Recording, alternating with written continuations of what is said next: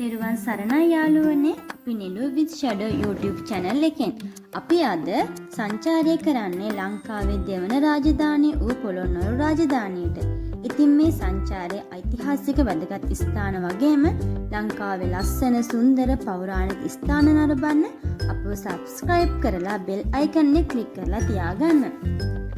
යාළුවනේ ඔයගොල්ලෝ පොළොන්නරු පූජා නගරයට එනවා නම් අපි මේ වීඩියෝ එකේ යන පිළිවෙලට ඔයාලත් එන්න. එතකොට ඔයගොල්ලන්ට මග හැරෙන්නේ නැතුව හරිම පහසු විදියට මුළු පූජා නගරයම වැඳ පුදා ගන්න පුළුවන්. ඉතින් යාළුවනේ මම ඔයාලට වෙනදා වගේම පුංචි ඉතිහාස කතාවක් කියන්නම්. ඔයගොල්ලෝ දන්නවනේ අපේ රටේ මුල්ම රාජධානිය අනුරාධපුර කියලා. අනුරාධපුර රාජධානියේ අවසාන පාලකයා පස්වන මිහිඳු රජතුමා. ඉතින් මේ පස්වන මිහිඳු රජතුමා පරාජය කරලා රාජේන්ද්‍ර කියලා ද්‍රවිඩ පාලකයෙක් අවුරුදු 53ක් අපේ රට පාලනය කරා. ඊට පස්සේ මේ ද්‍රවිඩ පාලකයා පරාජය කරලා පළවන විජයබහු රජතුමා පොළොන්නරු රාජධානිය කරගත්තා. පොළොන්නරු රාජධානිය ගැන කතා කරනකොට යාළුවනේ ශ්‍රේෂ්ඨ රජවරු 3 දෙනෙක් ගැන කතා කරන්න පුළුවන්. ඒ තමයි අපි මුලින්ම කතා කරපු පළවන විජයබහු රජතුමා. ඊට පස්සේ පස්වන මහා පරාක්‍රමබාහු රජතුමා හා නිශ්ශංකමල්ල රජතුමා. මේ පරාක්‍රමබාහු රජතුමා ගැන ප්‍රසිද්ධ කතාවක් තියෙනවා. මම මේ කතාව ඔයගොල්ලොන්ට කියන්නම්. ඒ තමයි යාළුවනේ වර්තමානයේ කෑගල්ලේ දිස්ත්‍රික්කයේ දැදිගම පුංග ග්‍රාමයේ රත්නාවලී බිසව හා මානාභරණ කියන ප්‍රාදේශීය නායකයාට දාව තමයි මේ පරාක්‍රමබාහු රජතුමා උත්පත්තිය ලැබලා තියෙන්නේ. ඉතින් යාළුවනේ ඒ දැදිගම පුංග ග්‍රාමයේ ඉපදුණු මහා පරාක්‍රමබාහු රජතුමා පොළොන්නරුවේ රාජධානිය කරගෙන ඔහු රජ කළ රටේ පොළොන්නරුවේ මාලිගාවට තමයි අපි දැන් මේ ඇවිල්ලා ඉන්නේ. මේ මාලිගාව සංකීර්ණ මහල් 7ක් ඉදිකර තියෙනවා. ඉතින් යාළුවනේ පළමු මහල් 3 ගල් සහ ගඩොල් භාවිතා කරමින් ඉදිකර තිබූ බවත් ඉතිරි මහල් 4 දැවයෙන් නිම කර තිබූ බවත් නූතන ඉතිහාසඥයින්ගේ මතයයි. තවද කාමර 10කින් යුක්ත මාලිගාවක් වගේම මේ ගඩොල් බිත්ති දිහා බැලුවාම මේ විශාලත්වය හිතා ගැනීමට පවා අපහසුයි. ඒ වගේම මෙහි සමහර බිත්ති තුල කරන ලද සිතුවම් අදටත් දැක බලා ගන්න පුළුවන්. යාළුවනේ අපි ඊට පස්සේ ආවේ රාජ සභා මණ්ඩපය බලන්න. ඉතින් මේ මණ්ඩපය රට පාලනය කිරීමට අවශ්‍ය සියලු තීරණ ගන්න ඇත කියලා අපිට හිතන්න පුළුවන්. බලන්න යාළුවනේ මේ ගල් කණු වල තියෙන කැටයම් වල අපූර්වත්වය.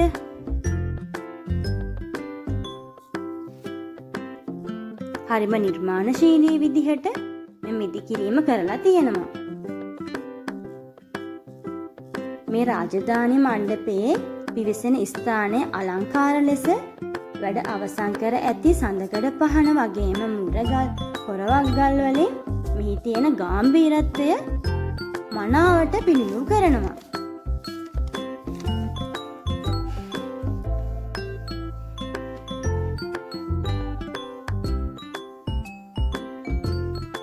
යාළුවනේ මේ තියෙන්නේ බිම අතුරලා තිබ්බු ගල් කැටයමක්. යාළුවනේ ෂැඩෝ එක්ක අපි ඊළඟට දළදා මළුවට ආවා.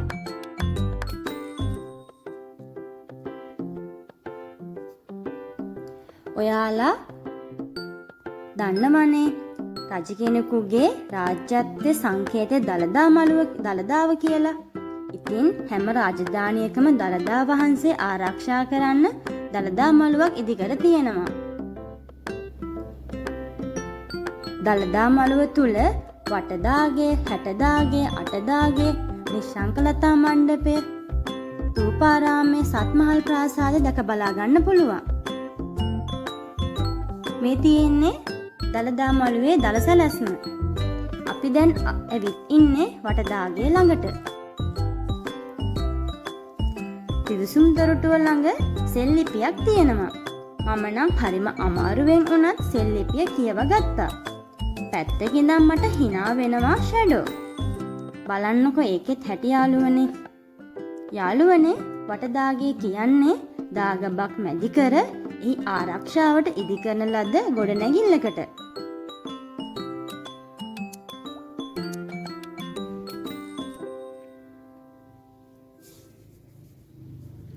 යාළුවනේ අනුරාධපුර යුගයේ සඳකඩ පහනේ හිටපු ගවයා පොළොන්නරු යුගයේදී ඉවත් වෙලා තියෙනවා. ඒ හින්දු භක්තිකයන්ගේ බලපෑම මත. මොකද හින්දු භක්තිකයන්ගේ ගවයා කියන්නේ දේවත්වයෙන් සලකන සත්වයෙක්.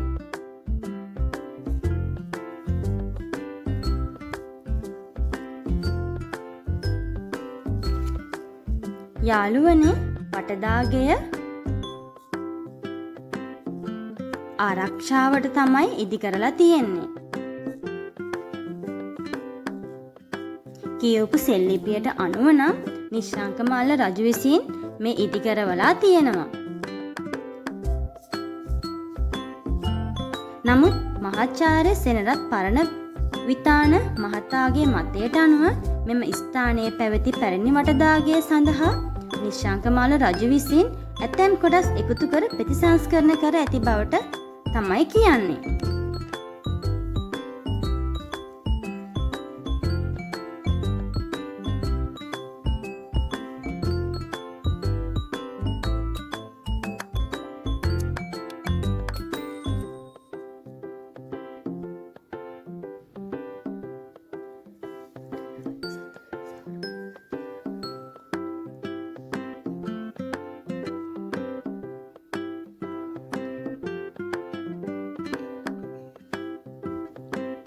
ඊළඟට අපි අටදාගේ ළඟට ආවා. ඉතිහාසඥයින් පවසන විදිහට දළදා මළුවේ ඇති පැරණිතම ගොඩනැගිල්ල මෙම අටදාගේ වන අතර පළවන විජයබා රජතුමා විසින් සිදු කරලා තියෙනවා කියලා මහාවංශය සාක්ෂි දරනවා.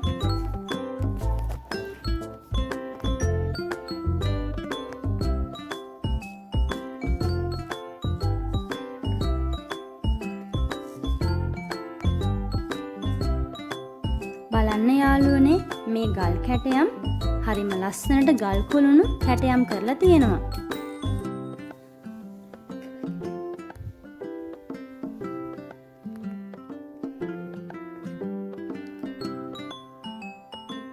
මේ බලන්න යාළුවනේ සියුම් දේවල් පවා හරි පැහැදිලිව ඉස්පතු වෙන විදිහට කැටයම් කරලා තියෙන අපූර්ව.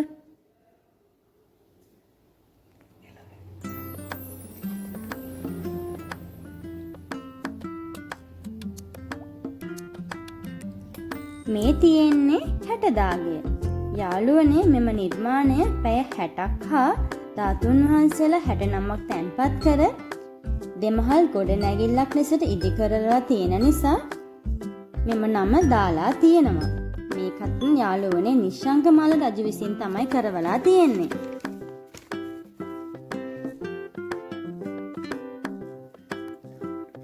යාළුවනේ හැම ගොඩනැගිල්ලක් ඉදිරියේම පියගැට පෙළ ගාව මුරගලක් ඉදි කරන්න අමතක කරලා නැහැ. මේ තියෙන්නේ තවත් සෙල්ලිපියක්. මේ හැම සෙල්ලිපියක්ම යාළුවනේ නිශ්ශංකමාල රජතුමාගේ නිර්මාණයක් තමයි. වැඩියෙන්ම ඉතිහාසය ගැන කියවනකොට සෙල්ලිපි ප්‍රමාණයක් ලියලා තියෙන්නේ නිශ්ශංකමාල රජතුමා. මේ තියෙන්නේ යාළුවනේ එම ගොඩනැගිලි වලට නගින්න තියෙන පියගැට පෙළ.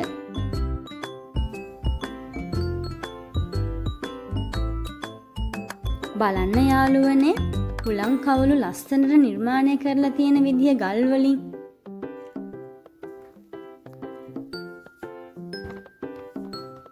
මේ දිස් වෙන්නේ තූපාරාමය. මේක යාළුවනේ ලංකාවේ ගෙඩිගේ සම්ප්‍රදායේ තියෙන විශාලතම පිළිම ගෙයයි. ඉතිහාසඥයින් පවසන විදිහට මේ දකුණ ඉන්දියානු ගෘහ නිර්මාණ ශිල්පයට අනුව ඉදිකර ඇති බව සැලකේ.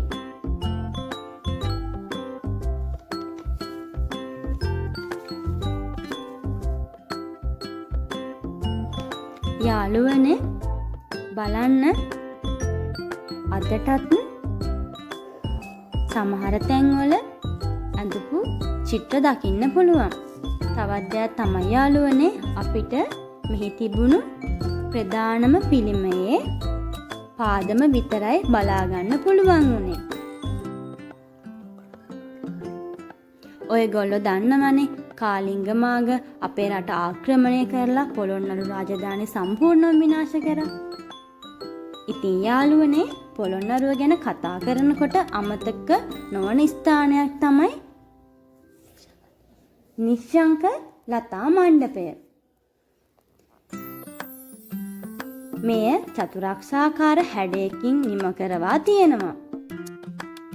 මෙම මණ්ඩපය නිශ්ශංක මල්ල රජු විසින් පිරිත් ශ්‍රවණය කිරීමට පිරිත් මණ්ඩපයක් ලෙස භාවිතා කර ඇති බව ඉතිහාසඥයින්ගේ මතයයි. මෙම ගොඩනැගිල්ල තුල අඩි 8ත් 9ත් පමණ උස ඇති ලතාකාර නෙළුම් කැටයන් වලින් යුක්ත ගල් කණු 8ක් දැකිය හැකි අතර මෙය මෙම යුගයේ විශිෂ්ට නිර්මාණයක් ලෙස සැලකේ. අපි දැන් මේ ඇවිත් ඉන්නේ ගල්පොත සෙල්ලිපියට. මං කලින් කිව්වා වගේම යාළුවනේ මෙම සෙල්ලිපිය කරලා තියෙන නිශ්ශංක මල්ල රජතුමා. යාළුවනේ අපේ ඉතිහාසය ගැන කතා කරනකොට දීර්ඝතම සෙල්ලිපිය තමයි මේ නිශ්ශංක මල්ල රජතුමා විසින් කරලා තියෙන මෙන්න මේ සෙල්ලිපිය.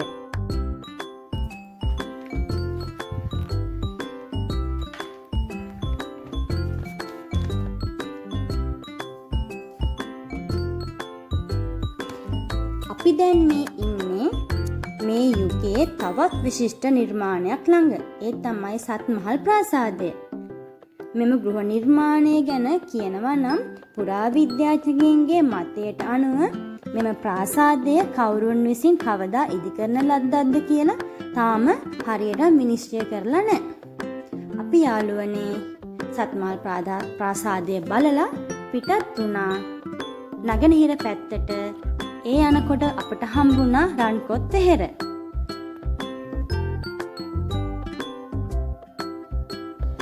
මේ තමයි යාළුවනේ පොළොන්නරුවේ යුගයේ විශාලතම චෛත්‍යය. ලංකා ඉතිහාසයේ විශාලතම චෛත්‍ය අතරින් 4 වෙනි ස්ථානය මේ රන්කොත් වෙහෙරට හිමි වෙනවා.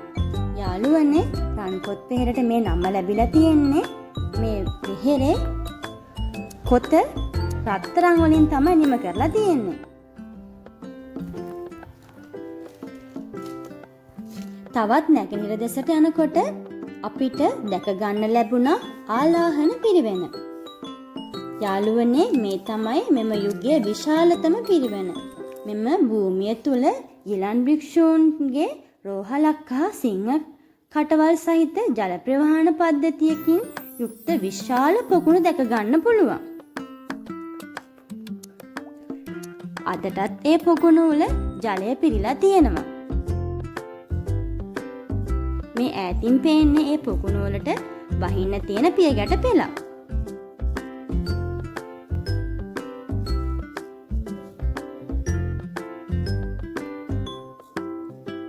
මේ පේන්නේ යාළුවනේ සිංහ කටක්. මං අර කිව්වේ වතුර වහින්න හදලා තියෙනවා කියලා.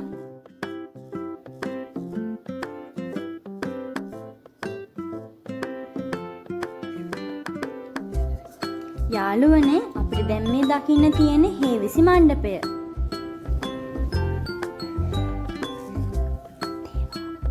තේවාවන් කරන්න තමයි රජතුමා මේ මණ්ඩපය පාවිච්චි කරලා තියෙන්නේ.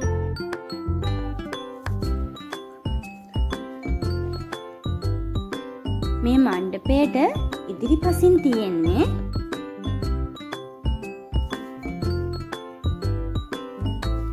ලංකා තිලක පිළිම ගෙය. අපි දැන් මේ ඇවිත් ඉන්නේ ලංකා තිලක පිළිම ගෙය බලන්න. පරාක්‍රම බහුව රජතුමා තමයි මෙම නිර්මාණය කරවලා තියෙන්නේ. මෙය මහල් 5කින් යුක්ත ගොඩනැගිල්ලක් වගේම මෙම බුදු පිළිමය අඩි 42ක් උසයි. එතනින් අපි යාළුවනේ පිටත් වෙලා තවත් නැගෙනහිර දෙසට යනකොට අපිට ගල් විහාරය හම්බුණා. අපි කලින් වීඩියෝ එකත් යාළුවනේ මේ ගල් විහාරය ගැන සඳහන් කරලා තියෙනවා. ඔයාලා දන්නවද යාළුවනේ? කාලිංග මාගේ ආක්‍රමණයෙන් බේරිලා තියෙන එකම තැන තමයි මේ ගල් විහාරය. සත්‍ය පිළිමයක් වගේම හිටි පිළිමයක් දැක ගන්න පුළුවන්. යාළුවනේ මෙතන තියෙන විශේෂත්වය තමයි මේ හැම නිර්මාණයක්ම කරලා තියෙන්නේ පිහිටි ගලෙන්. බලන්න යාළුවනේ නිකම්ම තිබ්බ ගලකට දීලා තියෙන වටිනාකම. යාළුවනේ අපේ රටේ ගල්වඩුවන්ගේ දක්ෂතාවය ගැන අපිට හිතා ගන්නත් බැරි තරම් නේද? එයාලට කොයි තරම් මොලයක් තියෙන්නේ නැද්ද කියලා බලන්නකෝ. මේ වගේ නිර්මාණ දායාද කරන්න.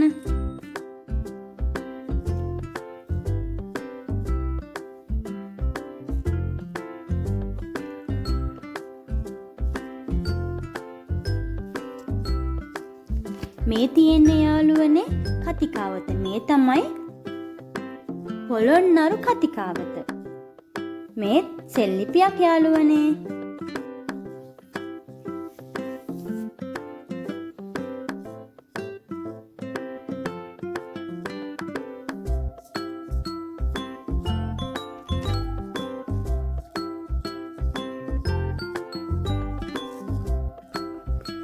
යාළුවනේ ඒ වගේම අපිට දැන් මේ පේන්න තියෙන බුද්ධ ප්‍රතිමාව සම්පූර්ණයෙන්ම නිම කරලා තියෙන්නේ පිහිටි ගලෙන්. බලන්න යාළුවනේ වටේට තියෙන කැටයන් වල අපූර්වත්වය. ඒ වගේම මේ ගල් කණු යාළුවනේ වෙනම ගෙනල්ලා සවි කරලා නෙමෙයි. ගලෙන්ම තමයි ගල් කණු හදලා තියෙන්නේ. අපි යාළුවනේ ගල් විහාරයත් බලලා අපි පිටත් වුණා නෙළුම් පොකුණ බලන්න. යාළුවනේ මේ නෙළුම් පොකුණේ හරිම ලස්සනට සියුම්ම නෙළුම් පෙති කැටයම් කරලා තියෙනවා. ඇත්තට යාළුවනේ හිතා ගන්නත් බෑ අපේ ඉතිහාසයේ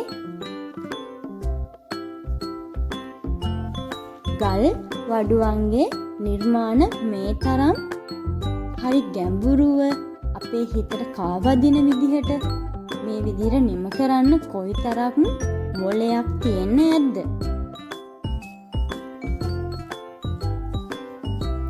ඊට පස්සේ යාළුවනේ අපි ආවා තිවංක පිළිමගේ බලන්න.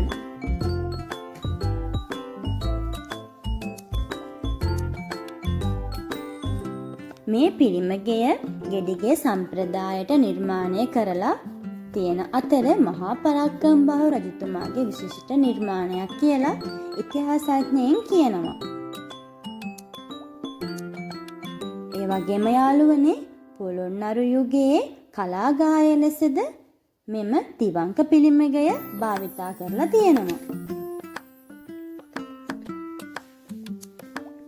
යාළුවනේ බලන්න අදටත් මේ තිවංක පිළිමගේ ඇතුලේ අඳින ලද චිත්‍ර එතකොට ඒ බදාම දැක ගන්න පුළුවන්.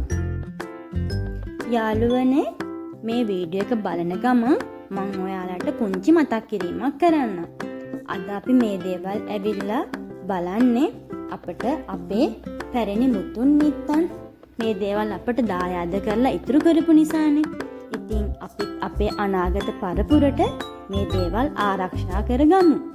අපි අරන් යන සියලුම දේවල් නැවත යනකොට අරගෙන යමු. පරිසරය ආරක්ෂා කරන ගමන් මේ පෞරාණික ගොඩනැගිලි අපි දිවිහිමෙන් ආරක්ෂා කරගමු. ඉතින් යාළුවනේ මේ වගේ වීඩියෝ දිගටම බලන්න අපිත් එක්ක එකතු වෙලා ඉන්න. ඔයාලගේ අදහස් අපිට කියන්න.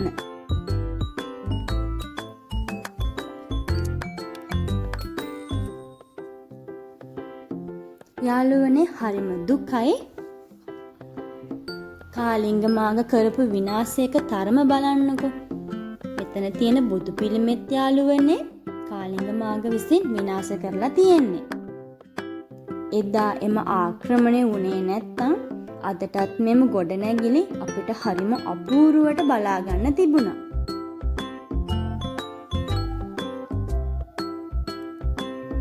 මේ බලන්න යාළුවනේ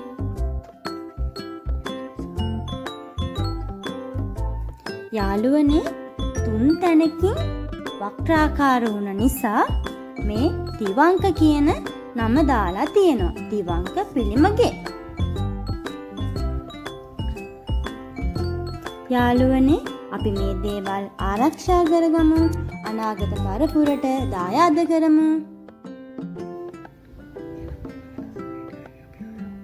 එහෙනම් යාළුවනේ මම යනවා. ආයෙත් අපි හම්බ වෙමු. තෙරුවන් සරණයි. බයි. පරිස්සමෙන් ඉන්න යාළුවනේ.